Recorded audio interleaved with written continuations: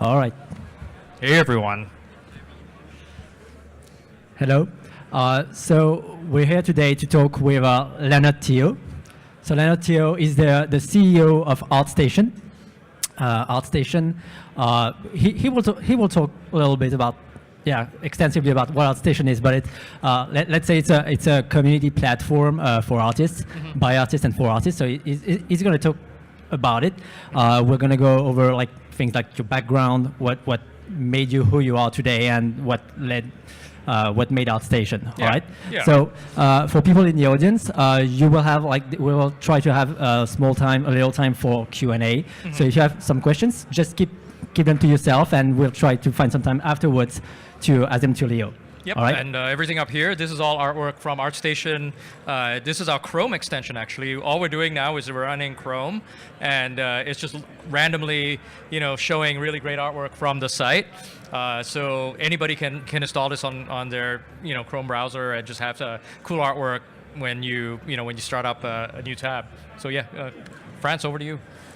All right. So let's start with a little bit to dig into your background. So who is Leonard Teo? So where do you come from? What is your background? What made you who you are, basically? Oh, wow. That's a long story, but okay, I'll keep it short.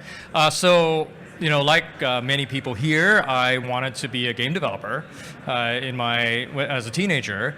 The problem is that back then there was like very little in terms of the games industry. Like this is in the mid '90s, and so you couldn't just go to university and learn how to make video games. It was impossible. So I went to university I grew up playing all the games. We were talking earlier about Zelda, so I had the NES console. I had the gold cartridge for Zelda. That was awesome, and everything. But I wanted to be a game developer, and there was nothing there. My kind of second best choice was to get into the CG industry, which is the computer graphics, whether it was in visual effects or whatever. And at that time, when I was playing Wing Commander, I found out that they had used a software package called 3D Studio. And that was when I started to get really interested in all of this kind of, and that was around the same time Jurassic Park came out as well. And I got really interested in 3D in general. And so I was at university learning Java, which was at the time completely useless for making video games at the time. It was just more banking and databases and stuff like that.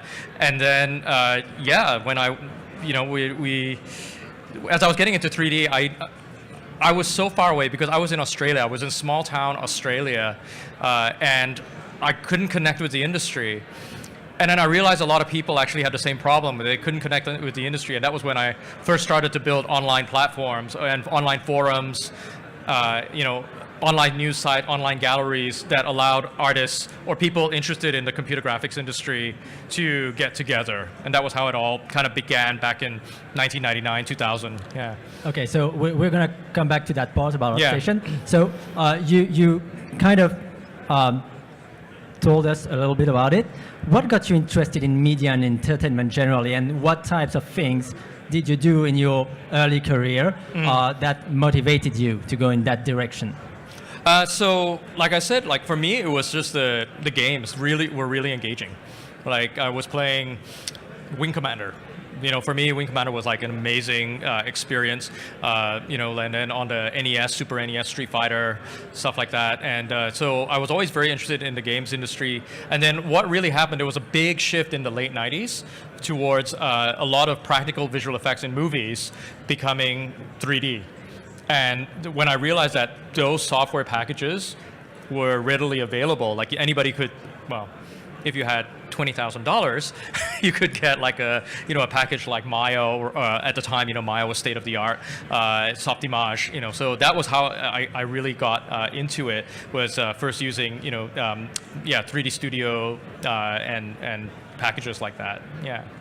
Okay, so then so you were in Australia, you mentioned it. Yep. What were your first working experiences? You told us that you went to the CG industry because for lack of better option. So what were your first experiences? My first experience was actually working at a computer store, building computers. And specifically, I just wanted to make myself, the best gaming machine, and that was kind of what I was doing at the time.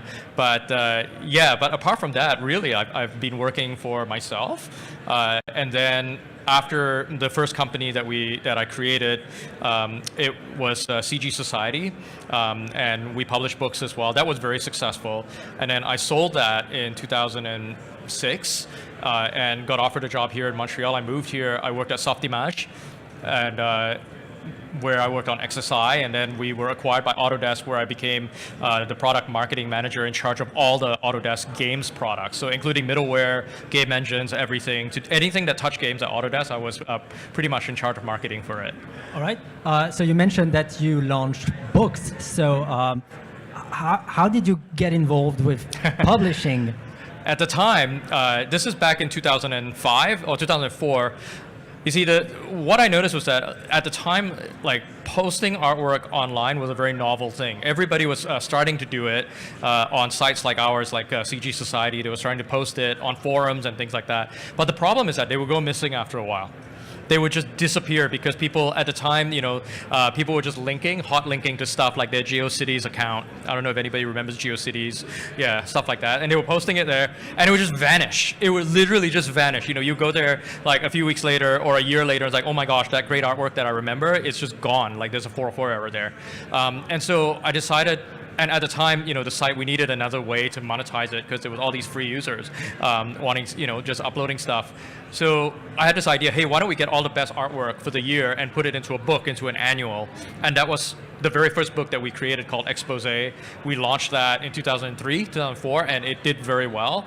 But as it turns out, it was also a big turning point in the industry, because that was pretty much the first time that digital art was presented as non-digital art. It was just presented as art, and it had the same standing, the same level as traditional art. Everybody could enjoy it in physical form. Yeah. That's really cool. So you did that book. What was the company when you did that book? It was Ballistic Publishing. Okay, Yeah. So Ballistic Publishing. So Yeah. what is Ballistic? So you did those publications Yes. for a while, and then what happened afterwards? Well, afterwards, it was very successful, and but I needed a change of direction in my own life, and so and we had people who were interested from my company, actually, were interested in buying it over and taking it over, and so I did that. I moved here, to and what interested me about coming to Canada, and was I saw that there was a really strong industry here, but also I wanted to learn from working at a larger company, because up until that point I'd only been working for myself, right? And so I really wanted to work at a larger company and see how a software company like Softimage, like I'd known all of these, software packages. I'd used them before. I didn't know how they were made.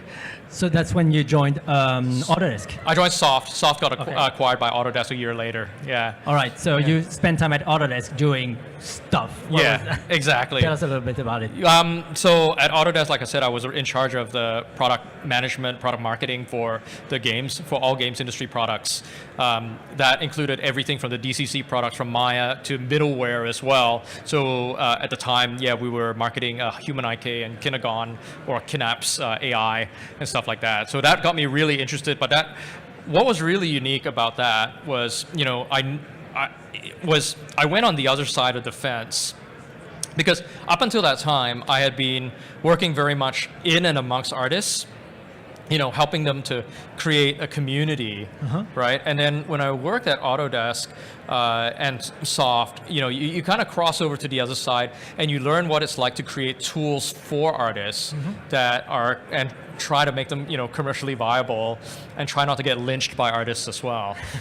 So that was a very interesting experience, but I learned a lot there, especially about, and that's what kind of when I left when I left that to start my own company, which then led to ArtStation, that just gave me a lot of knowledge and insights into how do you build something that is ultimately going to be scalable, and also because if I don't know, like how many here are artists working in the industry? Yeah, like you guys know, like if you guys have been around for the last decade or so, or even 5 years, you'll know like there's so many art communities that just come and go. Like they come and then they just implode because like and a lot of the issue is that they just, it takes a lot to build an art community. You need to be good at the technology, obviously. You need something scalable and everything, but also you need the business is also equally as important. Like you need to know how to make something that is going to be sustainable, sustainable, scalable, and something that will continue to help artists to be successful, basically. Okay, so now we're talking about ArtStation, right? Yep. All right. Basically. So where does that come from? So ArtStation was super interesting. As you remember, like I have been. So pretty much my entire career, I've been working with artists, and I made many, many artist friends. So this is back in 2013. I was talking to a lot of friends here in Montreal, like Raphael Lacoste and Pascal Blanchet and Tim Warnock over in Toronto. Like a lot of friends that I had were asking me the same thing. They were coming up to me and say, "Hey, Leo, I want to make a website. Can you help me with this?" Okay. Or I want to build a website so that people can find me and hire me, right? And at the time, like the problem, what I noticed was that all their websites were terrible. People were just cobbling, websites together in, hastily and putting it online, and then they would forget about it and they wouldn't update it because it was just really, really, really hard to update a website. And then the worst part is that all these websites, you couldn't discover them. You couldn't go. There were other community sites out there, but there was no way of just when an artist would create a website, they would typically work on it, launch it, and then forget about it. And then you'd be like, oh yeah, he has a website, and it's not discoverable. So with ArtStation, I had this idea for, hey, why don't we build like a website builder that is connected to a central hub. And so a user's website is kind of like an ArtStation. That's why it's called ArtStation. Okay. What it enables artists to do is to create their presence online completely, to have that portfolio hosted there. And then it would all be connected into this central hub where ArtStation.com, this central community where everybody in the industry can come together. Employers can find the artists that they want, based on skill set or whatever, and they can discover the artists there. That was the central kind of idea for ArtStation. So we went into beta in April 2014. Okay. So we already had some great artists, some high-profile artists, a lot of my friends starting to use it. Okay. And then on April the 12th, another website called CG Hub disappeared. It vanished off the face of the earth. And a lot of artists was using that site. And then so that was when all my artist friends were contacting me saying, okay, Leo, your site is in beta, you should just turn it on right now to the public. Yeah, and so that was really serendipitous. And so at that point we turned it on, and basically, we filled that void in the community right there and then. And a lot of artists started using ArtStation, and we're realizing, wow, this is a really powerful tool set. So that was in 2014. Yeah. Right. So we're three years later. Yep. How big is it now? So ArtStation, we have so visitors per month is almost 3 million unique visitors per month. We're ranked in the top 1,000 sites on the internet. We have close 500,000 members on ArtStation. About 150,000 of those are artists, so okay. They are uploading the artwork. They have active portfolios on the website. All right. And okay, so that did you imagine that when you launched ArtStation, and even if the timing was really convenient, I would say, did you imagine when you launched it that it would grow to such a popular worldwide audience? No. Okay. I did. I mean, every entrepreneur wants their site to go big or wants their platform to go big, but hitting 1,000 on Alexa, like exceeding 1,000 on Alexa, was unheard of. Like, we are bigger than companies that have tens of millions of dollars in funding, and we didn't take $1 of funding. We did it. It's all homegrown, and we built a lot of the technology ourselves and everything just to save money. And it's done really, really well, despite not having that kind of venture capital support and stuff like that behind it. And it's in Montreal. Yes, it started here in Montreal in my basement. Yeah. So in your opinion, like when you look back at your project at ArtStation, why did it take off? I think it's well. I mean, there's a lot of reasons for it, but I think the main thing that was that I really built the site that I wanted to use, and I had a vision for how, like everything in ArtStation is designed to be fast. It's designed to be made for a really impatient person who to just scroll through the art. It has like, and if any of you guys go onto artstation.com, you'll notice like the experience when you first hit it, it just, oh my God, like there's just art from one end of the screen to the other, and it's full infinite scrolling, and it just, there to just blow you over the head, basically. And then as you click on the artwork, you can very quickly navigate it. There are keyboard shortcuts and everything. It's made to be very, very fast. And that really helps. Like, it really helps for just, for even the art directors. Many art directors or people who want to hire artists, they just go into ArtStation. They're like telling us like, no. They're telling artists now, I don't want to see your website. Just send me your ArtStation, please. I don't want to see your flash intro. I don't want to have to, navigate through your portfolio and figure out, what you're good at and stuff like that. I just want to see your ArtStation because I can view everything, and within 5 seconds, I'll know whether I want to, continue the conversation. Yeah. Okay, so you told us about like 3 million unique users every month. Yeah. Okay, who are those people? Like, they are not all artists, obviously. Yep. So who are those people who... Interestingly, what's happening on ArtStation is, so what we're seeing is that so there's basically two lines, there's two curves as ArtStation has grown.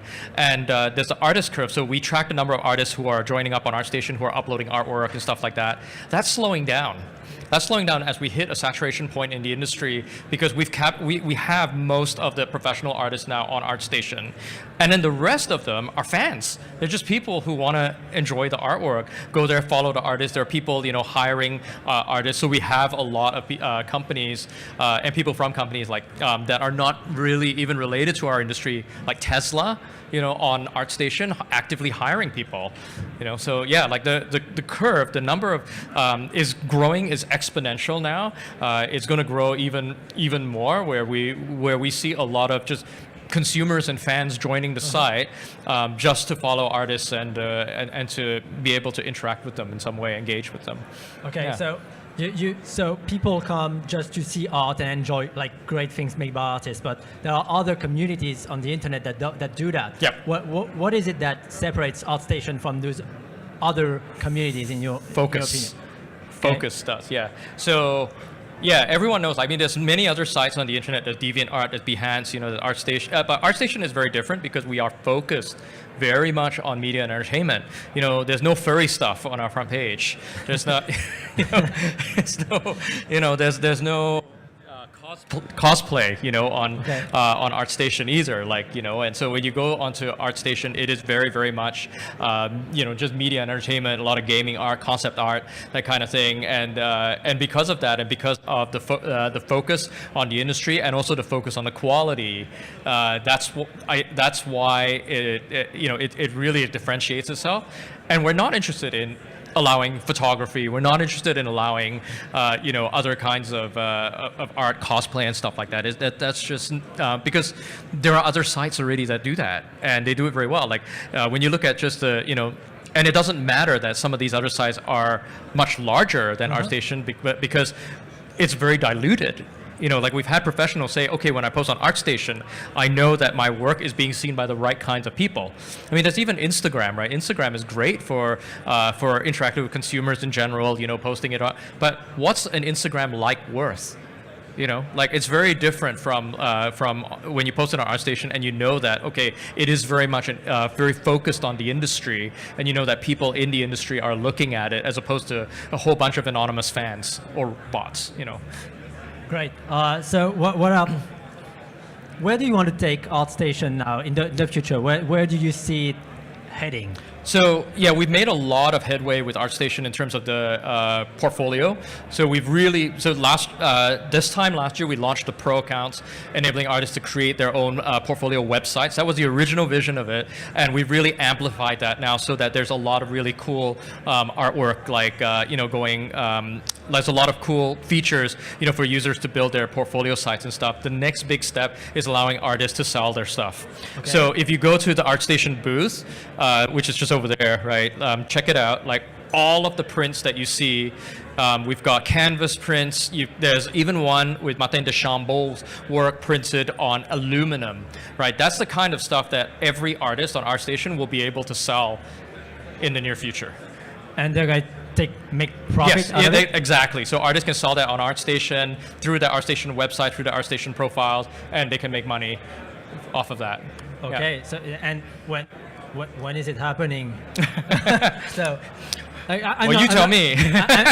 I'm not an artist at all, but if I were an artist, I would like to do that right now. So when is it coming? We're actively working on it. We're hoping to do it like by Q1 next year. Yeah, so before GDC. Yeah. Okay, all right. So and other plans like for next 2 years, or what are the plans? Also, we launch ArtStation Media, which is books. So we have we're next year we are planning to do a lot more books as well. So ArtStation Media was super interesting for us because what we noticed was that ArtStation does obviously the platform, so everybody knows the platform. Most artists are using it actively, but what we noticed was that ArtStation has become a lot more than that. It's become a brand that artists trust. Right, and so just because of that, we realized like, okay, so it makes sense for us to be doing things like, okay, we feel that, and as we're reaching more consumers, like let's amplify this. Let's help the artwork that is the awesome artists and the awesome artwork that's being generated in this community, just amplify it to a wider audience. The first book we did was Martin de Chambon's Project 77. That's his own IP. Okay. And that is now available on Amazon, but it just introduces like a whole bunch of people who are not even from this industry. It introduces them to the kind of work that the artists in our industry do. All right, so you have more books coming in 2018? Yeah, exactly. Yeah. Okay. Any other plans or something else I would like to add regarding ArtStation? Sounds like a no. So there's a lot more, but it'll happen. Okay, so we'll now go to the public. If you have any questions, like maybe we'll remind you of some other anecdotes or something that you want to tell us. Yeah. So if you have any questions, just like raise your hand and we'll hand you a microphone. Yeah. Hi. Hi. First, thank you so much for ArtStation. I'm sure everybody here agrees that's the best platform we've ever had for our work. Thank you. I'd like to know if you still work on art for yourself, for personal projects on 3D, or if you just left that behind and you... That's a great question. So the question was, do I still work on art? I work on a different kind of art, actually, and I only... originally I really wanted to become a 3D artist, and but over the years life just took me in a different direction. I became a programmer. I did which I guess is art. It's creative, graphics. Did a lot of 3D programming and stuff, and a lot of web programming in my day. But recently I have discovered I really am into woodworking. Yeah, so my art is actually woodworking now, but I get to use 3D tools. So I'm back into SketchUp and and everything, and trying out different things. But I am doing like a lot of 3D design now in SketchUp, but I'm actually taking that and building the stuff that I'm designing. So thank you. Any other question? Wow. He wants to.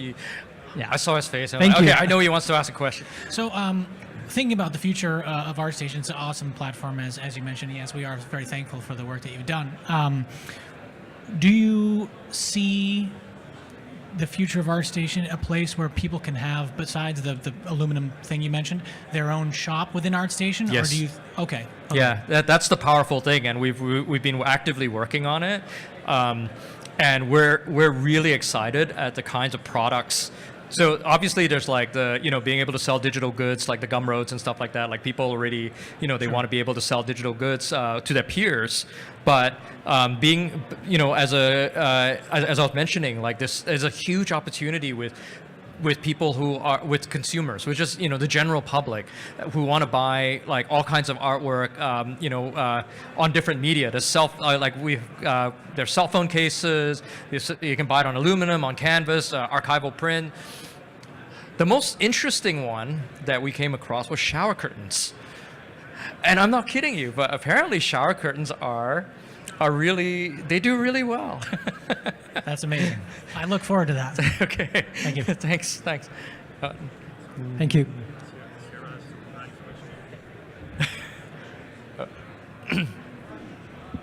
Question from our online stream. What are your thoughts on ArtStation providing mentorships in the future? Oh, that's super interesting. Oh my gosh. Mentorships.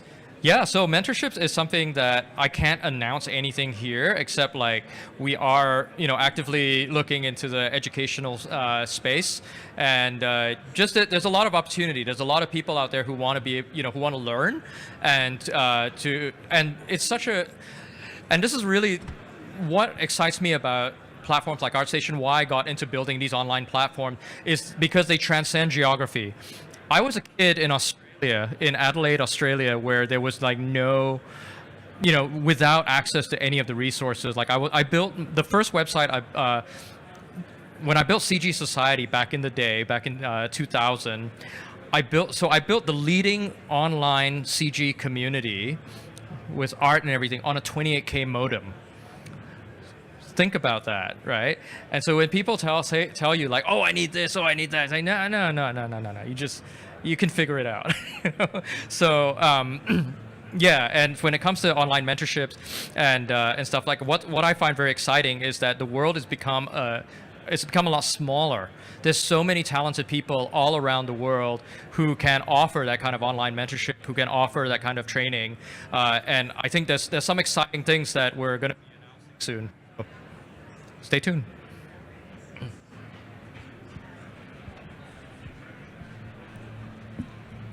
Someone else?